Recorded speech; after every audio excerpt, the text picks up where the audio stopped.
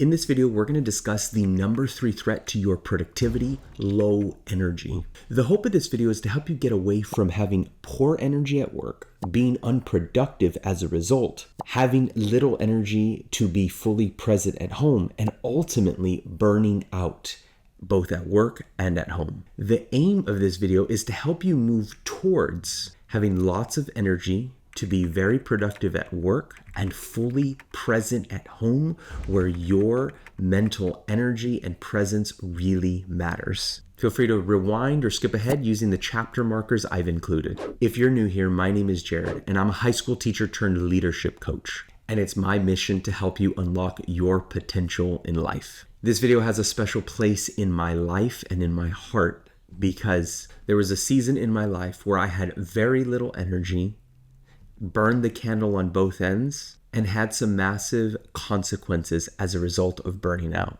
Those consequences impacted myself, my family, my work, and ultimately my purpose. So I began dedicating a significant amount of time researching, reading, taking classes, and eventually teaching classes on productivity and energy. With all that said, let's dive in. In this section, we're going to be exploring how low energy threatens productivity. A good definition of energy is the strength and vitality required for sustained activity. You see, life requires energy, so it follows that an okay life requires okay energy, or a good life requires a good amount of energy. Therefore, a great life of meaning and impact requires a great amount of energy. Let's do a simple thought experiment here. Imagine you drove a car for a living as a taxi driver. And because you were so eager to make money, you think to yourself, I don't really have time to pull over and get gas. Well, you'd last a full tank before you had to pull over and get gas.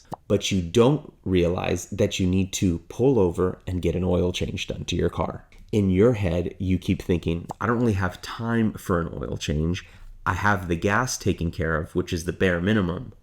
I don't really need an oil change. Eventually, your car will break down. But if you had properly taken care of your car and slowed down enough to maintain it well, you would, in the long term, make more money and also not deal with the consequences and complications of running your car to the ground. But so often, in the pursuit of productivity and impact at work and family, we neglect our very own need for gas and oil changes. And eventually, like the car, we burn out. But the good news is, all of this can be proactively worked on. In our next section, we're going to be exploring how to transform your energy. There are 5 really basic steps to transform your energy. Step 1 is to identify critical areas that give you energy. Step 2 is to reflect and self-assess. Step 3 is to make a plan. Step 4 is to execute the plan. And step 5 is to make adjustments as you go. If this sounds like a lot of work, I want to tell you that it will be a lot of work. However, it will be less than the amount of work and energy you will spend burning out and dealing with the consequences of burnout. And ultimately, this will help you be more productive at work and fully present at home with enough energy to go around. In this section, we're going to be exploring the first step of transforming your energy: identify. The following energy areas are going to be applicable to everyone and are the foundation upon which you will build the rest of your energy. But it's important to note 2 things. There are a variety of areas that you will need to focus on that I'm not including in this list. This video is not intended to be a comprehensive understanding about why these particular energy areas are the foundation of good energy. Here is a quick list of the 5 energy areas that make up a strong foundation for a life of sustained energy. Everyone needs good sleep, at least 7 hours. Everyone needs great hydration, at least 8 cups daily. Everyone needs good nutrition, food that renews your mind and body and does not damage your body. Everyone needs connection, that is time with people like family, friends, community, and faith.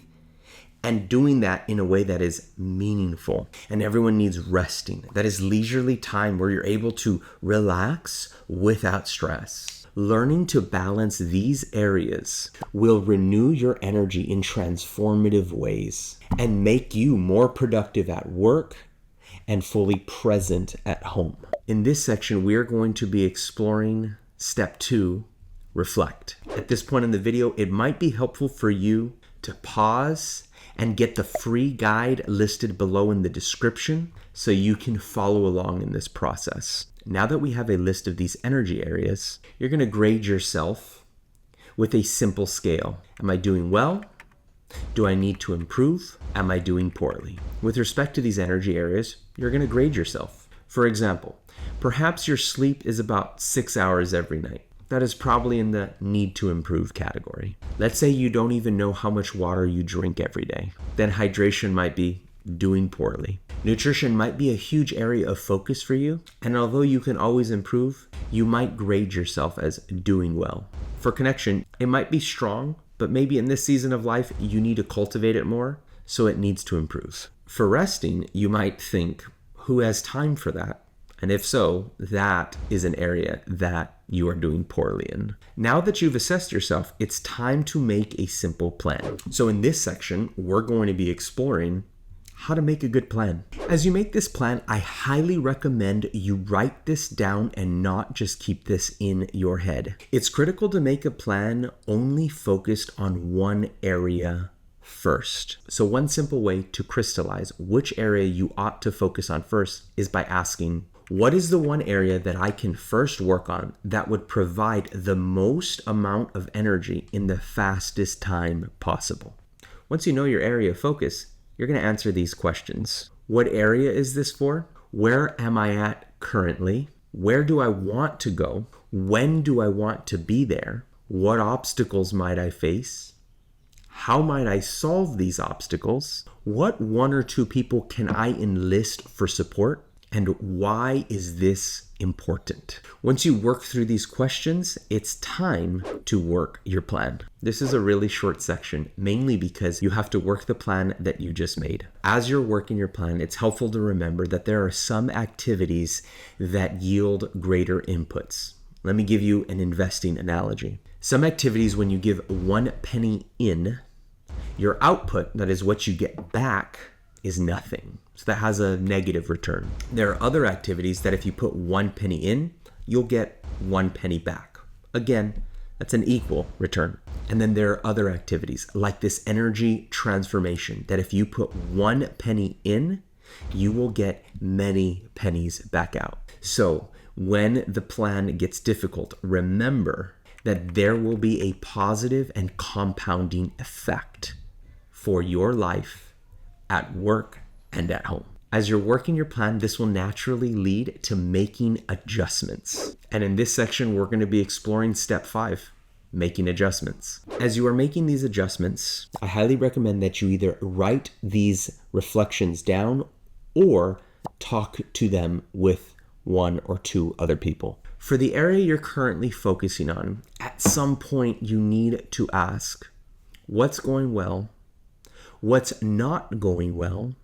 And where do I need to adjust? All of these micro adjustments might happen once a day, once a month, or maybe just towards the end of your plan. However, these micro adjustments will help you stay on course to get to where you want to go. And as you walk through these 5 steps for your first energy area, you will then repeat them for every single area that needs improvement. And over time, you will begin reaping the benefits of this new energy transformation. The aim of this video was to discuss the number 3 threat to your productivity, low energy. In the first part, we talked about how low energy threatens your productivity. And in the next part, we talked about how to transform your energy. The rest of the sections were dedicated to a 5-step plan on how to transform your energy. Identify, reflect, plan, work the plan, and make adjustments. I encourage you to go get more energy in your life so you can be more productive at work and fully present at home. Like I mentioned before, to make this transformation easier, I made this resource so you can have access to this step-by-step guide. The aim of this channel is to help you lead a more effective life. And we do this by dissecting topics around leadership, relationships, and productivity. Please get subscribed to join the mission of this channel. If you made it to the end of this video, please go ahead and hit the like button. But more importantly, if this video interested you, go ahead and check out this video where we discuss the number 2 threat to your productivity, which is poor attention, and what you can do about it. See you guys on the next video.